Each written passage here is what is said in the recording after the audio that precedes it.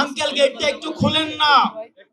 আমরা ওই দিন ভুলে যাই না, শিক্ষার্থীরা যখন রাস্তায় দাঁড়ায় বলছে আঙ্কেল গেটটা একটু খুলেন না, আঙ্কেল গেটটা একটু খুলেন না, তখন গেটটা কেউ খুলে নাই।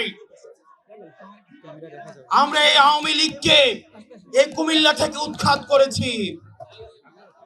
এই হাসিনার দুঃস্বপ্ন ছিল কুমিল্লা, হাসিনার দুঃস্বপ্ন ছিল এই কুমিল্লা। আমরা এই কুমিল্লাতে আমরা আওয়ামী লীগকে কবরস্থ করতে পেরেছি। প্রিয় সহযোদ্ধা, আপনাদেরকে সতর্ক করে দিয়ে যাই, আমরা যে আওয়ামী লীগকে ছাত্র নাগরিক রাস্তার মধ্যে তাজা রক্ত ঢেলে দিয়ে বাংলাদেশ থেকে উৎখাত করেছি, আজকে সেই আওয়ামী লীগকে পুনর্বাসনের জন্য ষড়যন্ত্র করা হচ্ছে। বিদেশে বসে ষড়যন্ত্র অব্যাহত রয়েছে। রাজনৈতিক দলের মধ্যে বিভিন্ন রাজনৈতিক দল নির্বাচনী ফায়দা নেওয়ার জন্য আওয়ামী লীগকে পুনর্বাসনের জন্য ব্যাকডোর ডিপ্লোমেসিতে যুক্ত হচ্ছেন। আমরা আপনাদেরকে সতর্ক করে দিতে চাই, এই ছাত্র নাগরিকের হারানোর কিছুই নাই।